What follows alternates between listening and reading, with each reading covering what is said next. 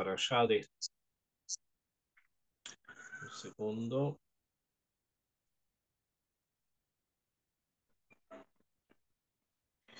Ok, muy bien. La parashá de esta semana es la parashá de Korah y incluye todo lo referente a eh, la rebelión de Korah, eh, que es algo bastante complejo en sí. No es algo tan pashut, no es algo tan simple de poder explicar, de poder comentar. Y, y es necesario, de alguna manera, tratar de explicar el contexto en el que sucede esta revolución. Y para esto tenemos que introducirnos también al final de la parashá anterior. La parashá anterior, que fue la parashá de Shelach Lecha, que ustedes ya la conocen, termina, la última parte de la parashá, termina con una parte donde se habla sobre la mitzvah de los tzitziot. Y dice, Daber el Bene Israel be'amarta alehem be'asulachem tzitzit. Ustedes ya saben lo que se dice en el Kriyat Shema sobre la necesidad de poner tzitzit sobre las ropas que tengan 4 puntas o más. Y así termina la parashá anterior. Con esto, cuando finalmente dice en el pasuk, en el capítulo 15, en el pasuk 41, termina diciendo la Torá, Ani Hashem Elokeichem asher hotzeti etchem me'eretz Mitzrayim. Yo soy Hashem tu Dios que te sacó de la tierra de Egipto, Lihiot lachem le Elohim, para ser para ustedes Dios, Ani Hashem Elohim. Yo soy Dios, yo soy Hashem, el Dios de ustedes. Ok, así termina la parashá anterior. Y termina precisamente con la mitzvah de los tzitzit y todo lo que conlleva, que es bastante amplio el tema en sí, pero que representa además una plataforma, o sea, la mitzvah de los tzitziot representa una plataforma, representa eh, una, un, algo que proyecta nuestra misma parasha.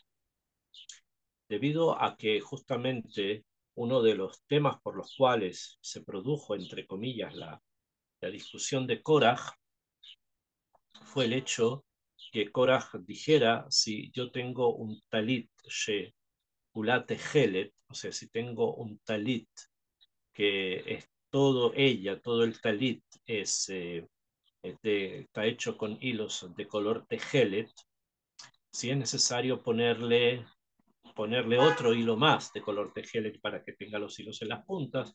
Y Moshe responde a esa pregunta, dice que sí, que es necesario poner. Mientras que Korah considera que eso es una cosa no correcta, debido a que si todo el talit es tejelet, obviamente que es suficiente para sacarlo de Jobá de poner un tejelet, no se necesita otro. Y Moshe le dice que sí es necesario.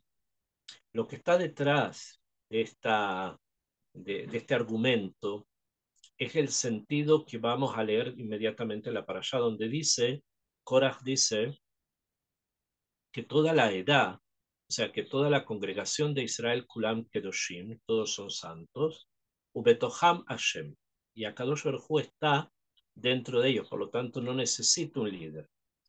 Si toda la congregación es sagrada, todos tienen un nivel espiritual muy alto, entonces no necesito el líder, no necesito a alguien que nos lidere.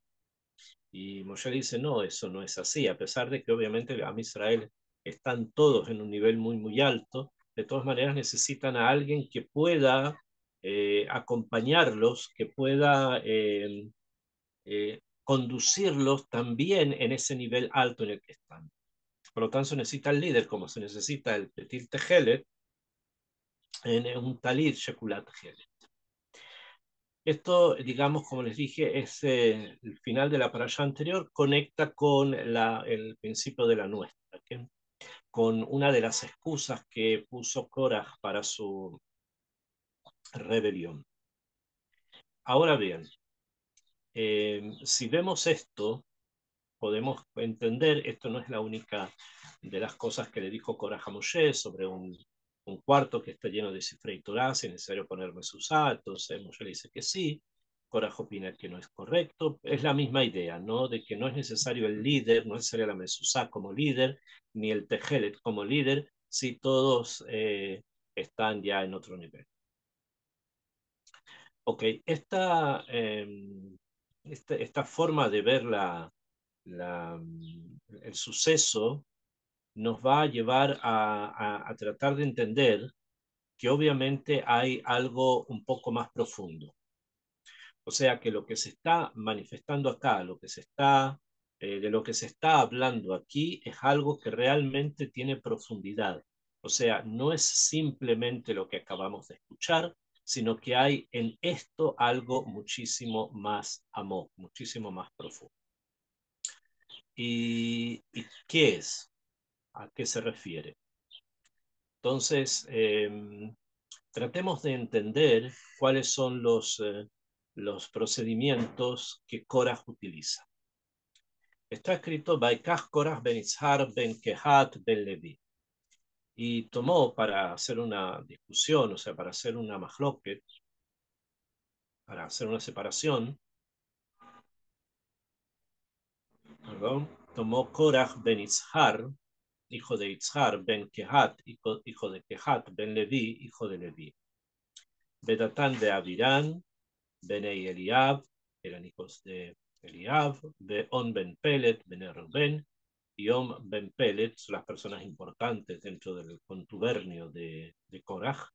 Vayakumu lifnei Moshe, se levantaron delante de Moshe, Beanashim ibnei Israel, Hamishinu Matain Esiyaeda. Y junto con ellos vinieron 250 personas de todo Israel, Nesiyeh Haedah, Kriyei Moed, Anshei Shem, personas importantes de Am Israel que eran mencionadas en la comunidad, consideradas como líderes de diferentes tribus. O sea, tenemos a los 250, más Ben Pelet, más Datan de Avirán y por supuesto Korah Ben Izhar. O sea, esto es lo que se llama Korah de Adatot, Korah y su contubernio.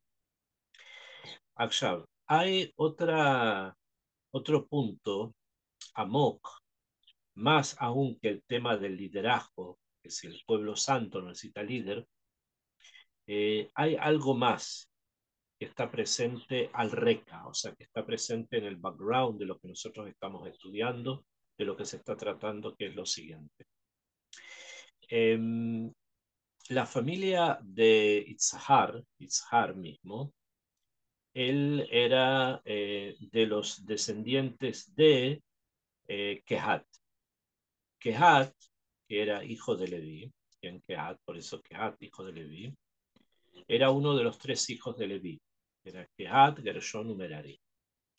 Que Dafka, la familia de Kehat, en la forma en que se estructura el sistema al principio de este libro del Sefer Bemidbar, se estructura un sistema tal que los Leviim, que ellos forman parte de un área interna dentro del campamento de Israel, hay tres hijos de Leví que conforman familias, que cada una de ellas tiene como misión con respecto al Mishkan cargar, cuando se tenga que desarmar el Mishkan, cargar de un lugar a otro, cada uno de estos tres se dedica a algo específico. Y la familia de Kehat es la familia, o sea, los Kehat y sus descendientes, son los que se van a encargar de cargar las cosas más primim, las cosas más internas del Mishkan, como los objetos sagrados y en especial también el Aron Abrit, el arca de la alianza.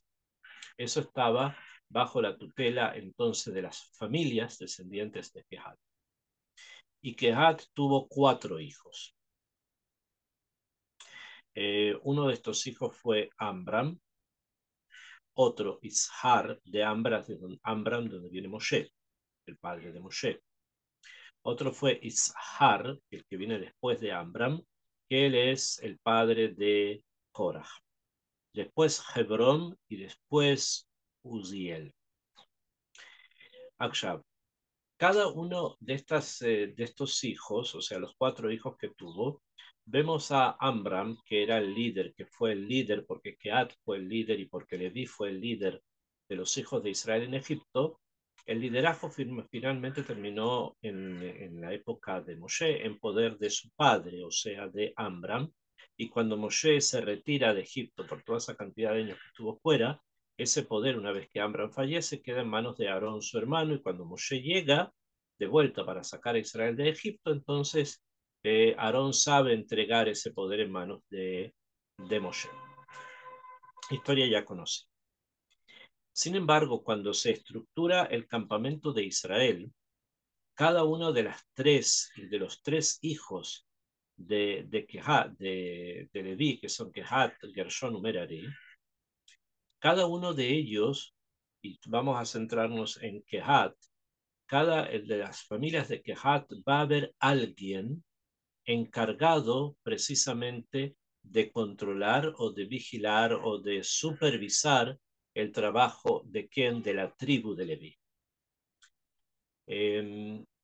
Nosotros leemos en el principio del Sefer Bemidbar, en el capítulo 3, en el Pasuk, en el versículo 17, 3:17 dice, Vayu ele benei Levi. Estos son los hijos de Levi, Bishmotam, según sus nombres, Gershom, Kehat, Merari. Esos son los hijos de Levi, Levi el hijo de Jacob. Tenemos entonces a Gershom, a Kehat y a Merari. Beele Shemot benei Gershon le Mishpehotam.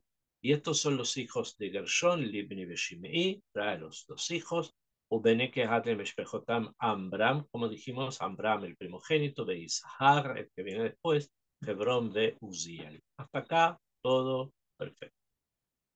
Ubene Merari le Mishpehotam Mahli Mushi. Y de los hijos de Merari también encontramos sus nombres, Mahli Mushi.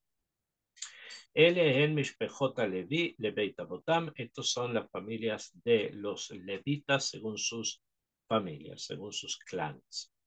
Ok, hasta acá están los 3 hijos de Levi, de los cuales Gershon y Merari, cada uno en forma independientemente, tienen 2 hijos, en cambio Kehat tiene 4. Y después se comienza a detallar dónde van a ubicarse en el campamento de los Levín, dónde se ubica cada uno de los 3. Y acá nos dice que la dirección del mar, Mishpahat Gershuni, Gershom va a quedar en la dirección del mar, o sea, la dirección del oeste, y nos menciona acá las personas que van a estar dedicados a esto. Teimana, en la dirección del sur, va a estar la familia de Kehat. Kehat queda en la dirección del sur. Es allí donde va a estar ubicada la familia de Kehat. Y nos queda la dirección del norte, que está en manos de los descendientes de Merari. Ya tenemos Merari al norte tenemos Gershom hacia el mar, o sea, hacia el oeste, y hacia el sur tenemos a Kehat. Y hacia adelante, o sea, en la parte que da hacia el este, en el campamento, que es un campamento cuadrado, se ubica Aarón con sus hijos y Moshe con su tía. ¿Ven? Eso es así, que son como los grandes guardianes del Mishkan, los grandes guardianes del tabernáculo. Akshav, después de que este orden se ha dado, se ha establecido el orden y se ha mostrado quiénes son los Leviim, cómo son, cuáles son sus ocupaciones, cuál es el censo que ellos van a tener, comienza una división, entre todas las familias de todas las tribus, y cada tribu va a tener un líder. O sea, cada tribu tiene un líder. Y sabemos, por ejemplo, que hay un líder de la tribu de Judá. Judá tiene un líder, la tribu de Isahar tiene un líder, etcétera, como van a ser mencionados más adelante. Entonces la familia de Leví también, la familia de Leví misma también tenía que tener un líder, es alguien que los dirija. Ahora, de Amram, que era el líder de todo Israel, no solamente la tribu de Leví, de todo Israel en Egipto, los hijos de él, que son Aarón y Moshe, tienen ya sus funciones. Moshe va a recibir la función de rey y Aarón a Cohen tiene la función de ser Cohen, es el sacerdote, la persona que va a oficiar y va a preparar a los Kohanim para ser los que sirven en el templo. Entonces, los tafkidim del hijo mayor de Kehat ya están ocupados, que es el rey y el Cohen. Sin embargo, queda todavía quién va a ser el líder sobre todas las familias de los Levín, o sea, sobre toda la tribu de Leví. Y Akadosh Baruj Hu escoge que sea Elitzafán ben Uziel. Elitzafán ben Uziel, o sea, Elitzafán, el hijo de Uziel. Y el tema es que Uziel es el menor de los 4 hijos de Kehat. Kehat, como dijimos, tuvo 4 hijos. El mayor, Amram, cuyos hijos Moshe y Aarón ya tienen sus puestos. El segundo que viene después es Itzhar, padre de Korah. Después Hebrón y después Uziel. Entonces, si bien Moshe y Aarón tienen el mérito de la mejorá de su padre, por su padre haber sido el mejor, ok, podemos entender. Pero después, el liderazgo de la tribu tendría que haber caído en el hijo que viene después de Ambra, o sea, Itzhar. ¿Y quién es el líder de esa familia de Itzhar? Es Korah. Por lo tanto, él tendría simplemente que haber sido el líder de la tribu de Levi. Sin embargo, Akadosh Baruj Hu, a quien escogió a Elitzafán ben Uziel, Elitzafán ben Uziel, que es hijo del hermano menor, ni siquiera de Hebron, que está antes, sino de Uziel, o sea, del hermano menor. Y esto acarreó un problema muy grave para Korah, que pensaba que el tercero en esta repartición de poderes sobre Israel, el tercero tendría que ser él. Él tendría que haber recibido, por ser el hijo de Ishar, tendría que haber recibido ese puesto. Sin embargo, no lo recibió él, sino que lo recibió un primo de justamente el hermano menor. Y esta distribución de los poderes no le agradó.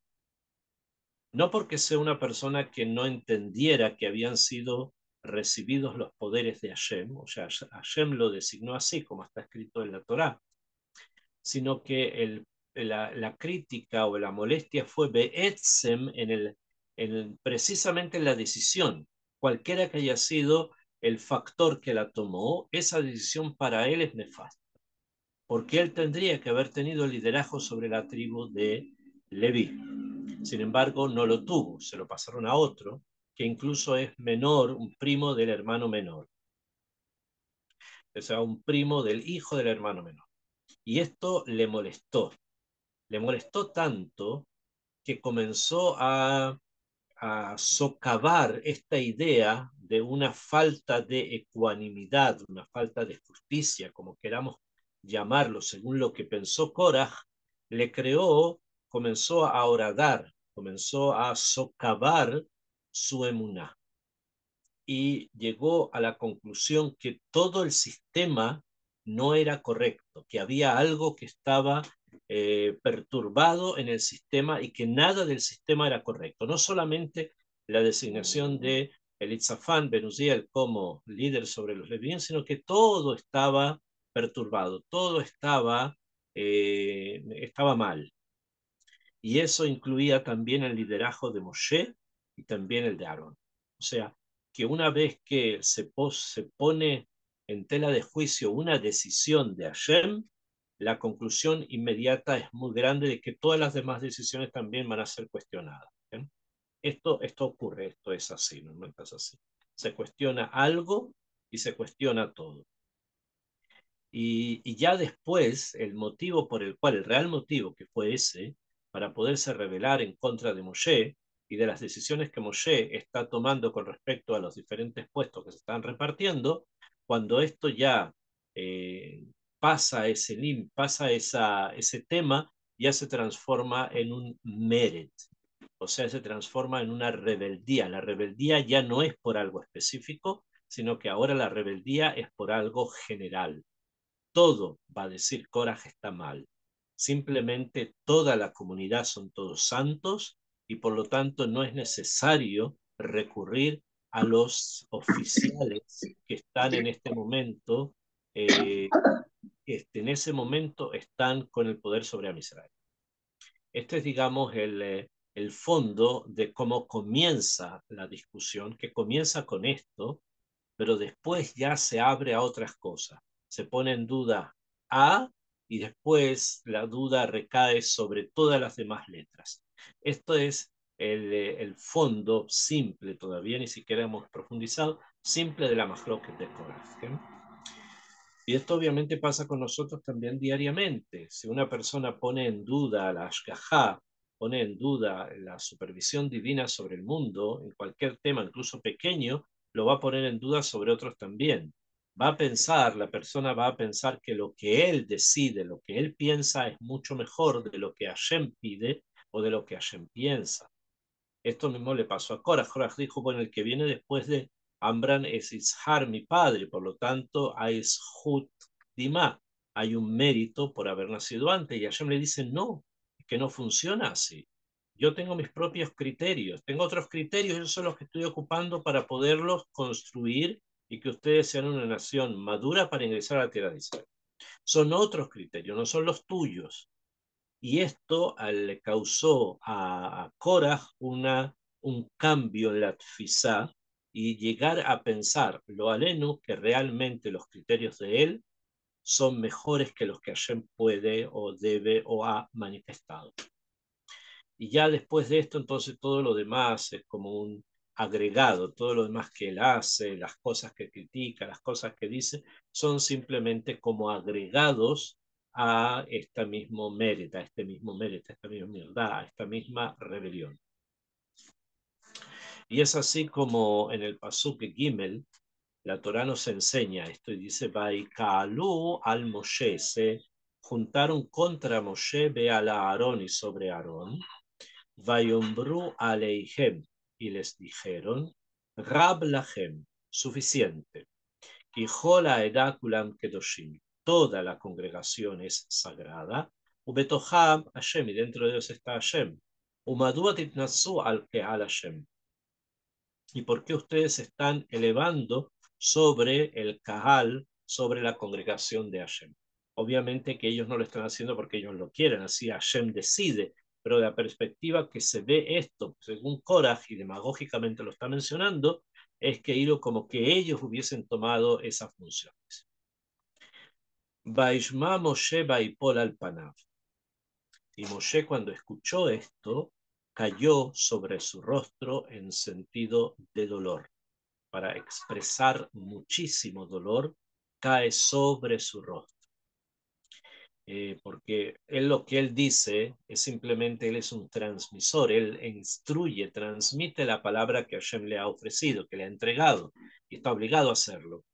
Y no es algo que provenga de lo que él quiera, sino que es un mensaje divino.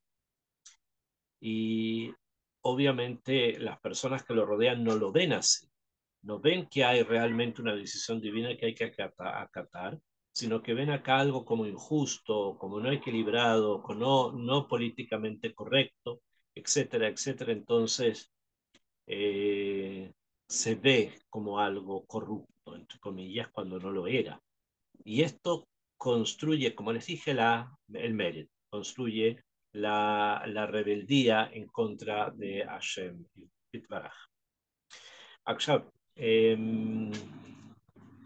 Hasta acá hemos explicado el Mered a nivel profundo, Pshat profundo, con respecto a el tafkid que él tiene dentro de su familia. Sin embargo, hay algo más en la rebeldía de Korah que nuestros sabios cabalistas han estudiado del siguiente modo. Nuestros sabios nos enseñan que Korah es la reencarnación de Caín. Korah es la reencarnación de Caín y Moshe es la reencarnación de Hebel. O sea, hay Hebel, que existió al principio del mundo, y hay Caín, que son dos relaciones entre hermanos. Son dos hermanos que interactuaron en la época antigua, interactuaron de una manera errónea, de una manera perversa que los llevó a que uno mató al otro. Caín se levanta y mata a Hebel. O sea, lo que ocurrió fue una hidarderut, un desvío de lo que tiene que ser el amor entre hermanos. O sea, los hermanos tienen que amarse unos a otros para poder construir juntos parte de ese universo que se llama familia. Pues esta vez, al principio del mundo, con los primeros hermanos que aparecen, esto no fue así. Por el contrario, hubo un asesinato, o sea que lo que hubo querer sacar a un hermano del mundo que desaparezca y de esa manera destruir la hermandad. Como que hermandad no existe, es un valor que no es parte de los valores nuestros, lo dejan de lado. Y frente a esto, que han dejado de lado la hermandad, se levanta uno de ellos y entonces, bueno, simplemente se deshace del otro para de esta manera quedarse él solamente como un pivote, como un eje alrededor del cual todo tiene que girar. Esto es lo que ocurre al principio del Olam. Pues muy bien, esta situación es una situación errada, es una situación equivocada y por lo tanto necesita ser reparada. O sea, es necesario reparar el daño que se causó con la muerte de Hebel por manos de Caín. Hubo algo allí que fue muy negativo y que es necesario reparar. ¿Por qué lo llamo negativo? Obviamente es un asesinato, ¿no? Y el asesinato en sí es algo perverso. Sin embargo, no por eso quiero hacer la acentuación, eso es correcto, está así, sino porque en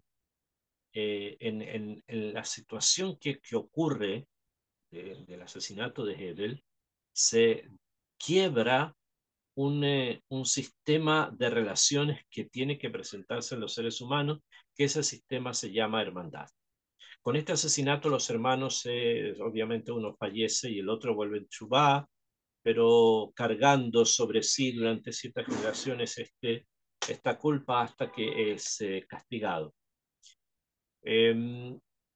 Entonces, el quiebre que se produjo, no solamente por el hecho de que uno de los hermanos murió, sino por el hecho de que al haberse cometido este asesinato se produjo un quiebre en las relaciones humanas. Las relaciones de las personas se quebraron en ese momento, de los que entonces había y de los que van a surgir después. Esto quiere decir que los conflictos sociales, los conflictos entre personas, son cosas que se dan, que están presentes, son cosas que es necesario tratar de que no lleguemos allí, pero tienen que saber que existen. ¿Y por qué existen? Porque son consecuencias de este quiebre primero, donde un hermano mató al otro y de esa manera se produjo un alejamiento entre ellos. Pero este sistema no puede permanecer así. O sea, no puede permanecer en el mundo el aislamiento de los dos hermanos. Los hermanos no pueden vivir aislados. ¿Por qué? Porque justamente provienen de un mismo vientre, por lo tanto provienen de una misma energía. Y esa energía está en él como está en él. Y no hay que destruirla manteniéndola separada, sino que por el contrario debe ser unida de las maneras que corresponda y de las formas que se estudien para formar un mundo nuevo, para formar algo diferente. Y esta situación de diferencia y la necesidad del tikkun, o sea, la necesidad de la corrección, es lo que eh, encontramos en la revolución de Korah de Adato. Hay alguien aquí, Korah, que se levanta en contra de el poder que tiene Moshe y que ha repartido, con las excusas que ya conocemos, pero esto es por algo. Hay algo adentro de Korah que le llama a la Hlok, que le llama a rebelarse. Y esto que lo llama a rebelarse es precisamente lo que da con lo cual se construye el tikkun con respecto a su hermano. Y de la misma manera que Korah es reencarnación de Caín, Hebel, o sea, Moshe es reencarnación de Hebel. El Hebel del Mikra está reencarnado en Moshe. Y el Caín del Mikra está reencarnado en quién? En Korah. Y de esa forma, entre Moshe y Korah se produce una simbiosis, un encuentro de dos hermanos, y son los dos hermanos los que están discutiendo. Pero como esta situación es complicada y es compleja, en el principio del mundo llevó a que no se terminara, no llegara a ningún lado debido a que Caín mató a Hebel. Y en esta reencarnación, donde encontramos a Caín y Hebel repartidos en Korah y Moshe, vamos a ver que también hay un castigo donde uno de los dos desaparece, que es en este caso Korah Beatatos. Nosotros sabemos, está escrito más adelante, que la tierra los tragó, se los tragó la tierra. Y con eso entonces podemos decir, bueno, mirad que negues mirad, tú como Cain mataste a Hebel, ahora viene Moshe, Hebel, para hacerte desaparecer a ti, Cain, Korah. Ok, podemos explicarlo simplemente así, pero no es tan así, sino que es así, o sea, el punto de vista de lo que dicen los cabalistas, ese es el Misgeret. Pero ese Misgeret, ese círculo, ese cuadrado, perdón, tiene un objetivo en Korah que no está presente en Caín. En Caín nosotros tenemos Teshuvah, o sea, Caín vuelve en Teshuvah y durante 7 generaciones no es castigado, y la 7ª generación sí es castigado. Y ahí termina esta parte del proceso humano que se llama Caín, muchos años después, obviamente. Ahora, el enfrentamiento entre Korah y Moshe, si bien Korah desaparece, y aunque hayan midrashim que digan que está en el Geinom y que todos los días ahí llora, etc., una serie de midrashim relacionados con nuestro tema, eso nos enseña algo. No es que sea una realidad, sino que nos enseña algo. Hay en esas palabras algo importante que aprender. Sin embargo, y este es el punto que quiero tocar con respecto a Korah, que todos sabemos que los hijos de Korah volvieron en Teshuvah. O sea, los hijos de Korah, cuando estaban cayendo, en el momento en que la tierra se los traga y empiezan todos a descender al Geinom, o sea, a descender al Sheol, donde van a desaparecer, dos de sus hijos de Korah vuelven en Teshuvah y se quedan como amarrados a un árbol que estaba ahí en la tierra que se estaba abrigando. Y se salvan dos de sus hijos que vuelven en Chubá y que son partícipes de muchas cosas dentro del Tanaj, incluyendo los Teilim, etc. Hay una visión positiva de ellos. ¿Esto qué nos indica? Además del Sipur, ¿qué es lo que nos indica? Que con respecto a Korah hubo continuidad. O sea, Korah no desaparece el individuo Korah, pero su descendencia, o sea, lo que realmente es a nivel esencial, continúa. ¿Y continúa con quién? Continúa con el profeta Shmuel, como acabamos de decir. O sea, llega a una altura también bastante alta, que es profecía nuevamente, ¿y con quién? Con Shmuel. En cambio,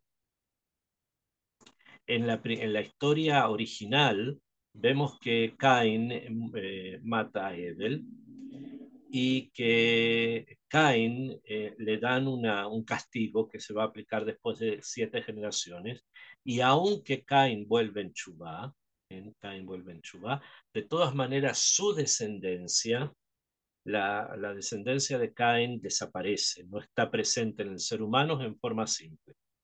Y la mayoría de los seres humanos descendemos ¿de quién? Descendemos de Shet, que a través de él se puso el tashtit de toda la humanidad y va a venir.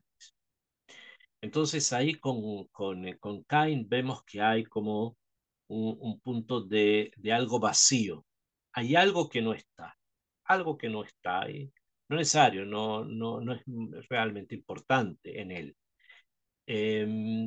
Y Caín como que no está, como que desaparece. En cambio, Korah, algo de él queda, y queda hasta tal punto que de esos hijos de Korah va a venir en el futuro, van a venir en el futuro el profeta Shmuel Anabí, y todo el encuentro con Hannah, y hay muchas cosas que están relacionadas también con nuestro punto, con lo que nosotros estudiamos acá. Entonces vemos en Caín, primero, como que quedó algo allí sin continuar. Vemos en el caso de Coraj que sí hay algo que permanece. No es él, porque él recibe el castigo, pero sí hay algo en el mundo donde está Moshe, Aarón, etcétera. Hay algo en este mundo que es parte de él y que lo va a continuar. Esta es la diferencia, y esta diferencia es precisamente la que hace todo el pensamiento con respecto a que el tikkun se hizo de alguna manera, o sea, la corrección está hecha. ¿Y está hecha en base a qué? Está hecha en base a que hay una corrección para Korah en sus hijos que vuelven en Chubá, y eso va a provocar y eso va a dar fuerza a los Galgalim del Melech HaMashiach, o sea, del Mashiach Ben Yosef en primer lugar. Entonces, no es una cosa bigdi, no es una cosa eh, fortuita, sino que es algo que está sopesado por la Jochma Elioná. Es algo que está ya construido con la Jochma Elioná, que baja hacia nosotros y se encuentra en nosotros como esto o esto. As, continúa, podemos leer un poco más de los psukim. Y bueno, dijimos que Moshe puso su cabeza en el suelo para rezar. Vaidaber el Korah ve el Korah dato, y habló con Korah y toda su congregación. Lemor le dijo: Boker beyodea Hashem et asher lo, bet hakadosh beikriv elav, bet asher ibhar bo iterav elav. Le dice Moshe en la mañana: vamos a saber quién es el que dice la verdad, quién es el verdadero. As, y ahí todos, y gran parte del mundo se va a dar cuenta. Y con esto se pone, como dije, un paso a algo para manifestar quién es el Bejir Hashem, quién es el que Hashem escogió. Y es así como Moshe les dice: va a ir a ver el Korah, del Korah a todo su contubernio, Lemor diciendo: Boker beyodea, en la mañana vas a saber, y vas a saber, va a informar a Hashem, et asherlo, a quien él le pertenece. Beta Hakadosh, y también vas a conocer quién es el santo. Beikriv Elav, te vas a acercar a él. Beta Sherib Harbo, lo que escojas, y Akriv Elav, vas a acercar a él. Forma simple, ¿no? Zot Asuk Hulachen y Mahtot Korach. Y les dice así: Besot Asuk, van a hacer lo siguiente. Van a tomar Korach y ustedes unas Mahtot, unos incensarios. Bejol Adato, todas las personas que están contigo. Utenu Bahem Esh, y van a poner sobre él fuego. Besimo Alehen Ketoret, y van a poner sobre él el Ketoret, Lifne Hashem, delante de Hashem, o sea, en el Kodesh Kodeshim. Y cuando esto ocurra, Mahar, mañana, Vehaya Aisha Sherib Hashem, la persona que Hashem escogió, Hu Akadosh Baruch Hu, él es Akadosh Baruch Hu, o Akadosh, no es el Kadosh Baruj Hu. Kadosh Baruj Hu lo está escogiendo a él, es el Kadosh, el escogido.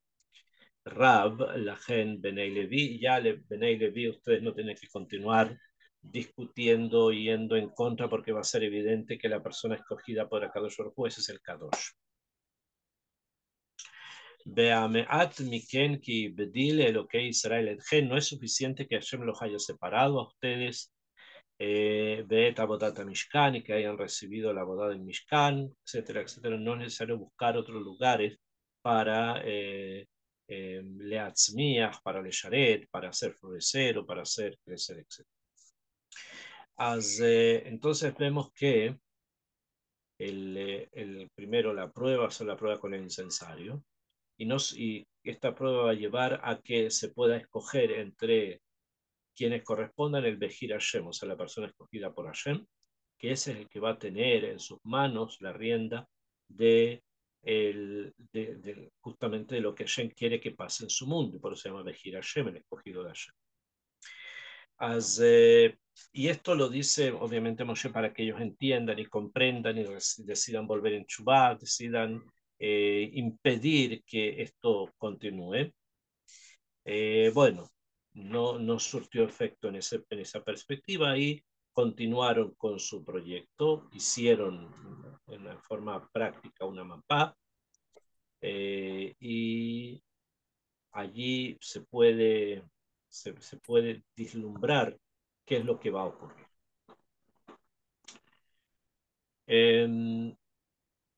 No hubo, como dije, Teshuvá en el momento. Los hijos de Coraj volvieron Teshuvá cuando el agua, la tierra se abrió para tragarlo y se salvaron de eso. Y acá en este momento, cuando está todo ya dispuesto, los van a venir con los incensarios en la mañana, etcétera, ya va a haber una elección. Esta es la elección, el Bejir Hashem, como dije, es la mapa que se abre, el mapa que se abre y muestra qué es lo que Hashem escogió. Y lo que escogió fue Aarón como Cohen, Moshe como rey, y a Elitzafán Ben Uziel como líder de la tribu de Leví. Si es que ya todavía recordaban eso, puede ser que ahora la Machloket agrandó otras cosas.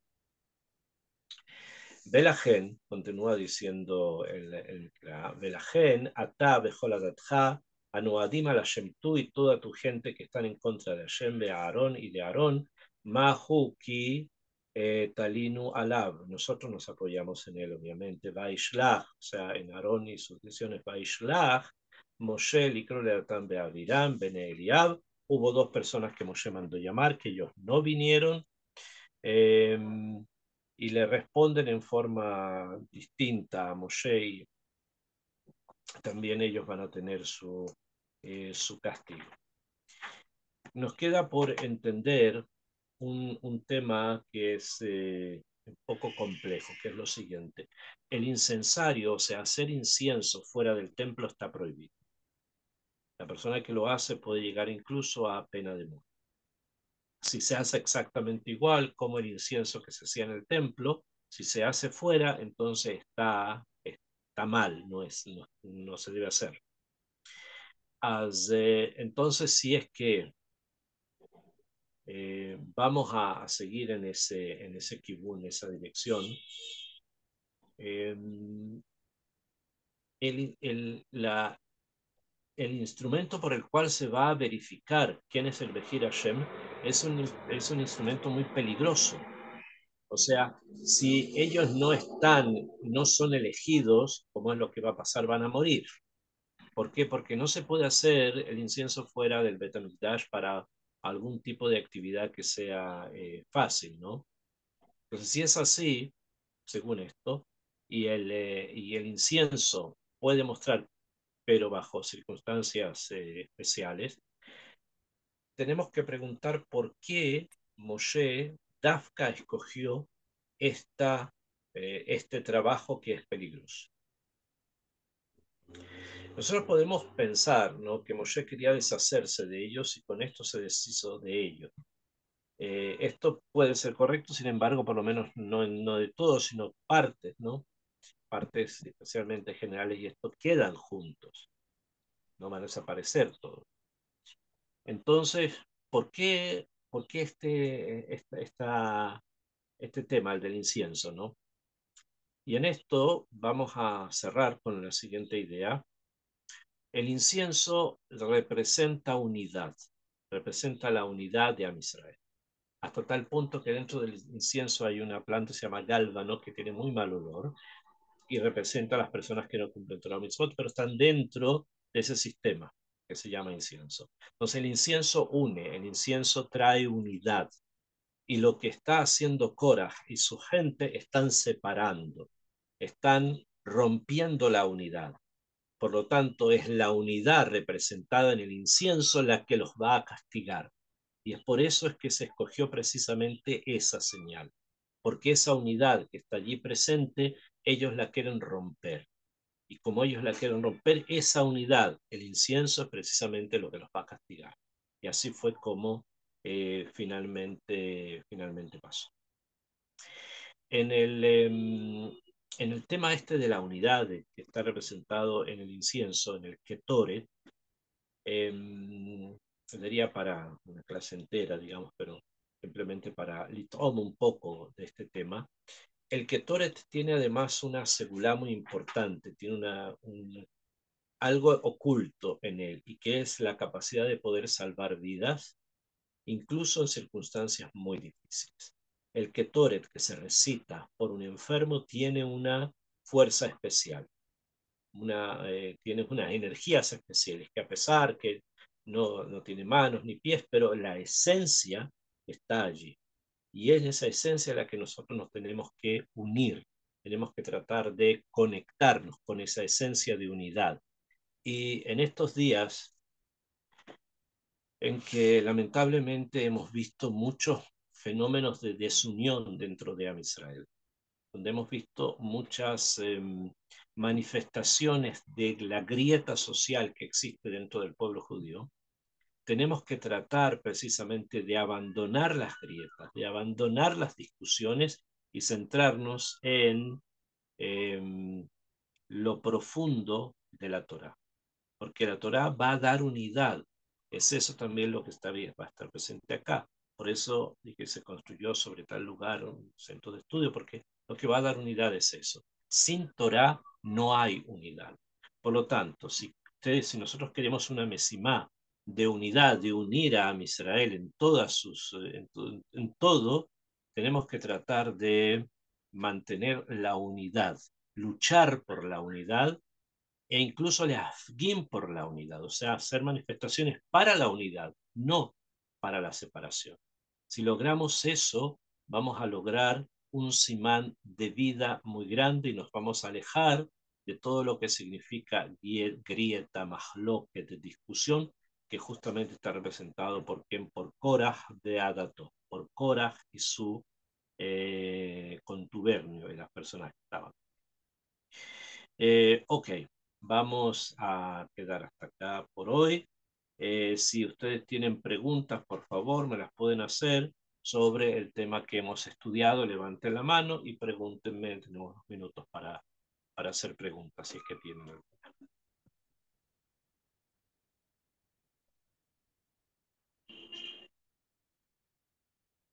Ram, buenas tardes. Yo tengo una pregunta.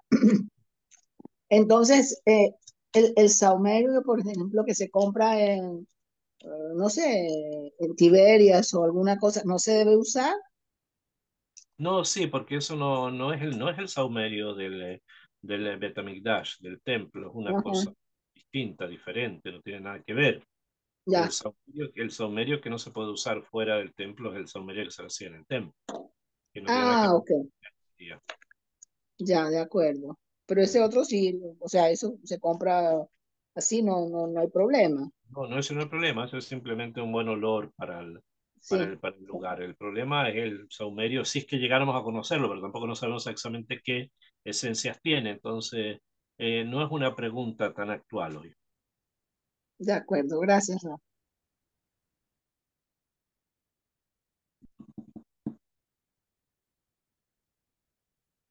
Bueno, si es que no hay otra pregunta, quedaríamos entonces por hoy hasta acá.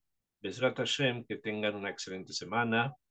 y que Akadosh Baruj Hu escuche todos nuestros tefilot, nuestros soldados vuelvan sanos y buenos a sus casas, nuestros secuestrados vuelvan sanos de mente y cuerpo también a sus familias, y que todos nuestros heridos y que todos nuestros enfermos Amén, alcancen refuah shlema b'ezrat Hashem. amén, amén, Una excelente amén.